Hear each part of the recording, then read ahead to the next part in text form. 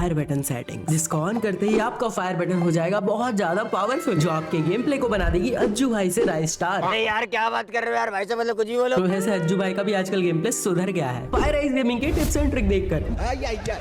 तो आज के इस खतरनाक सी वीडियो में आपको ऐसे 3 फ्री फायर के फायर बटन की सेटिंग्स बताऊंगा, जिन्हें आप सेट करने के बाद अपने गेम प्ले को एक नए लेवल पे पाओगे। तीसरे वाले सेटिंग को जैसे ही आप ऑन करोगे, आपका हेडशॉट तो लगेगा ही, साथ ही साथ आपका हेडशॉट लगने का जो स्पीड है वो इस लेवल का होगा, एनिमी सदमे में चल जाएगा, भाई मुझे हेडशॉट लगा कैसे। क्या हो रहा है? मूवमेंट स्पीड भी बढ़ने वाली है। जोर जोर से बोल के लोगों को स्कीमें बता दे। इस वीडियो को देखना है आपको बिल्कुल एंड तक, एंड तीसरे वाले ट्रिक को तो गलती से भी मिस मत करना।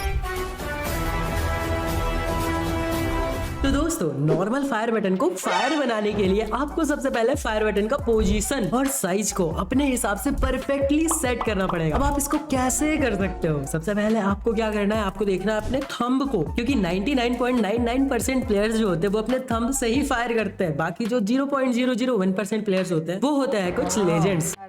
चलो मैं आपको हैंड कैम करके दिखा देता हूँ। अब स्तंभ को अपने फायर बटन के ऊपर रखना है और देखना है कि आपका फायर बटन कहीं से भी दिखना नहीं चाहिए। अपने थंब के बराबर अपने फायर बटन को रख लेना। इसका मतलब आपका फायर बटन का साइज परफेक्ट है। इससे होता क्या है, अगर आप बहुत ज्यादा बड़ा रखोगे तो आपको मैं अभी पूरा का पूरा कस्टम एचयूडी समझाता हूँ। ये जो कॉर्सेयर है, ये जो एम है, इसके जो लेफ्ट साइड है, कहीं भी क्लिक करोगे, कहीं भी टैप करोगे तो आप अपने जॉयस्टिक को पकड़ लोगे। यहाँ से आप अपने स्क्रीन को रोटेट नहीं कर सकते। अब आपको अपने स्क्रीन को रोटेट करने के लिए बस इस राइट साइड वाले पोर्शन का यूज करना पड़ता है। बट इस राइट साइड में आपको ये गन वाला बॉक्स भी रखना है, आपको जंप करना है, आपको सिट करना है, आपको सोना है, आपको कैरेक्टर का यूज करना है, साथ ही साथ फायर बटन, इतने सारे चीजों को आपको एक साथ लेके इस राइट साइड में चलना पड़ता है। उसके साथ आपको फ्री स्पेस चाहिए जहां पे आप अपने थंब से ऐसे ऐसे स्क्रीन को रोटेट कर पाओ। तो यहाँ पे अगर आप अपने फायर बटन को बहुत ज्यादा बड़ा रख लोगे तो आपको स्पेस ही नहीं मिलेगा। आप रोटेट कैसे करोगे, आप मूवमेंट कैसे करोगे? इसलिए आपको बड़ा नहीं रखना। अब बात करते हैं आपको छोटा क्यों नहीं रखना। अगर आप छोटा रखोगे अपने फायर बटन के साइज को तो आपका गेम प्ले पे फोकस रहता है। जब आप गेम खेलोगे ऐसे में तो आप नॉर्मल जब अपने फायर बटन को सेट करने आए हो तो आप अपने फायर बटन को देख के मारोगे, पर जब आप गेम खेलोगे ना तब आप अपने फायर बटन को नहीं देख कर मारोगे। आप ऐसे बस अपने गेम पे फोकस रहेगा, आपका थंब ऑटोमेटिक आपके फायर बटन पे जाएगा और ऑटोमेटिक वो फायर करेगा बिना देखे। तब कई बार क्या होता है, अगर आपका फायर बटन बहुत छोटा है तो आपका थंब जो है वो थोड़ा सा इधर उधर चला जाता है, जिसकी वजह से फायर नहीं होता है। तब क्या होता है, आपको एनिमी मार के चला जाता है। यहाँ पे ये मिस्टेक होती है। इसलिए दोस्तों, साइज तो मैटर करता है, साइज परफेक्ट होना चाहिए, ज्यादा बड़ा भी नहीं, ज्यादा छोटा भी नहीं। अब बात करते हैं फायर बटन के पोजीशन की। मैंने अपने बहुत सारे वीडियोस में कहा है कि अपने फायर बटन को रखना है आपको थोड़ा सा नीचे, जिससे कि आपको ड्रैग करने के लिए एक अच्छा सा जगह मिले। पर फिर मैंने एक चीज नोटिस किया कि जब हम ड्रैग करते हैं तो वो कुछ मिली सेकेंड्स में ही ड्रैग होके ऊपर चला जाता है, एंड हमें सिर्फ एनिमी के यहाँ से यहाँ तक एम को लेके जाना होता है। अब एम पैर से हेड तक जाएगा, उसमें स्पीड मैटर करता है यार, डिस्टेंस मैटर नहीं करता। फायर बटन को मैं कितना ऊपर तक ड्रैग कर रहा हूँ, हाँ ये तब काम आएगा जब मैं एक ही गन से बहुत देर तक लगातार फायर करूँ। पर मेरी वीडियोस में आपने ये भी सीखा होगा कि आपको लगातार कभी भी किसी भी गन से फायर नहीं करना है, उससे आपका गन रिकॉइल करेगा और आपका गोली इधर उधर जाएगा, हेडशॉट तो लगेंगे ही नहीं। आपको 5 से 6 गोली एक बार में फायर करना है। फिर अगर एनिमी नहीं मरता है, इतने में तो एनिमी हेडशॉट से खत्म हो जाना चाहिए, बट फिर भी अगर नहीं होता है तो आपको थोड़ा सा ब्रेक लेना है, या तो आप वॉल लगा दो, या फिर आप एक बार सेटअप करो, या फिर थोड़ा जंप कर लो, कुछ भी कर लो, बट 5-6 गोली के बाद आपको एक ब्रेक लेना है। यूएमपी और एके ऐसे गनों में तो बिल्कुल एकदम याद से यही करना है। समझ रहे हो? बैक टू द पॉइंट, हमें यहाँ पे अपने फायर बटन को रखना कहाँ है। मैंने बहुत ज्यादा दिमाग लगाया, बहुत ज्यादा रिसर्च किया और फिर ये चीज समझा कि हमारा जो डिफॉल्ट फायर बटन का पोजीशन होता है वो भी कुछ खराब नहीं होता, क्योंकि आपको स्पेस प्रॉपर मिल ही जाता है। एंड आप कभी भी ऐसे फोन को होल्ड करोगे तो आपका जो थंब है वो इसी जगह पे नेचुरली आएगा। आप अपने फोन को ऐसे होल्ड करो और आपका थंब देखो कहाँ पे जा रहा है, यहाँ से आपको अब ड्रैग करना है। तो इस चीज को दिमाग में रखते हुए फायर बटन के पोजीशन को खुद से सेट करो। क्या बात है, क्या बात है। अब हमने इसका साइज भी सेट कर लिया और परफेक्टली इसका पोजीशन भी सेट कर लिया अपने हिसाब से। अब बहुत सारे प्लेयर्स एक मिस्टेक करते हैं, वो अपने फायर बटन को हाइड कर देते हैं, मतलब उसका ऑपेसिटी को बिल्कुल कम कर देते हैं, जिससे कि आप फायर करते टाइम आपका हाथ वहां पे नहीं जाता, इधर उधर चला जाता, आपको फायर बटन दिखाई ही नहीं देता।